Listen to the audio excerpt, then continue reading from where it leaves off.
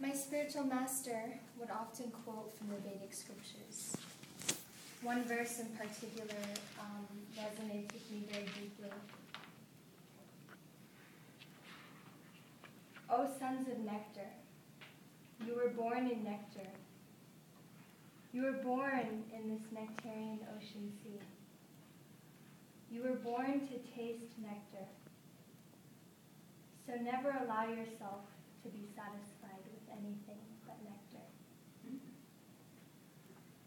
What is nectar? It is the very essence, the very sweetest, most essential, fragrant part of a flower. My guru, my spiritual teacher, was like a honeybee. He would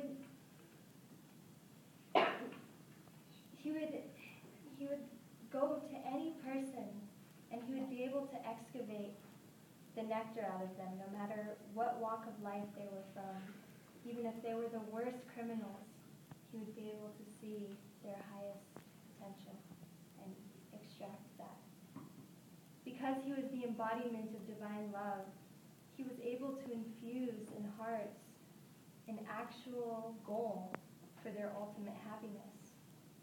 In this world, there are so many kinds of teachers and philanthropists and doctors and scientists and humanitarians who are working towards so many different goals, essentially to alleviate some kind of suffering, whether it be suffering from the mind, suffering from the body, suffering from other living beings.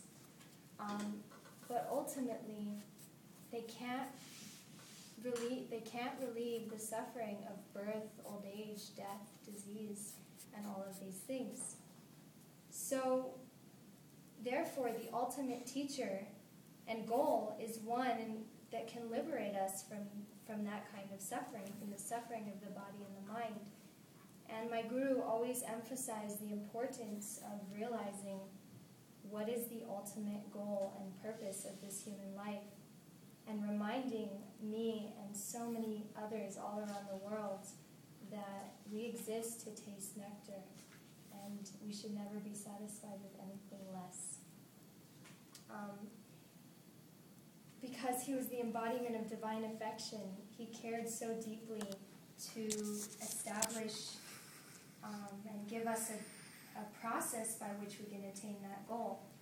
And he gave us a very practical process which includes various types of meditation and an all-supporting lifestyle, enabling every moment of every day to be a continuous evolution of consciousness to that ultimate perfection.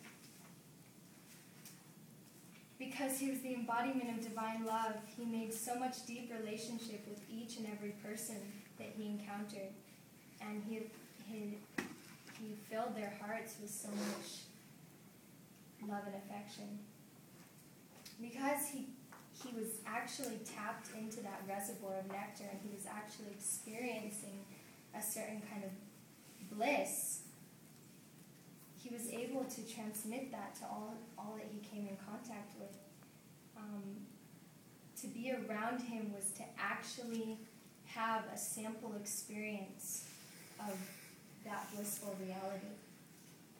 I would often witness how he would be able to uplift people with the darkest depression, who have suffered so much just in moments through being in his presence. He was so powerful that, people from the worst conditions of life would completely change just by his presence, what to speak of his words. Because he had such an intimate relationship with God, and he was always so absorbed in that, he was completely fearless. He was like a spiritual mystic. He could simply look at a person and see past all their masks and all their limitations and see the essence of their soul. And he'd be able to answer questions without them even, they'd come in the room to ask him a question, and he would be able to answer it without them even asking. though his character was literally flawless throughout his entire life, he respected others as if they were his superiors with utmost humility. He was completely unattached to anything in this material world. From the moment he was born, he was detached to everything. No money, no name, no fame, just wanting to see others fully working towards their highest perfection. And I remember whenever he would see me or any others, the first thing he would ask is, "Are you happy? Are you happy?"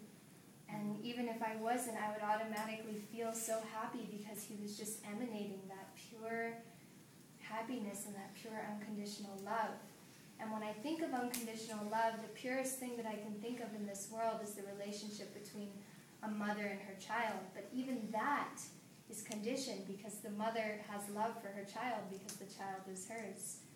But this love is like so deep and so powerful and so unconditional, so selfless, and not with any drop of duplicity, just complete truthfulness.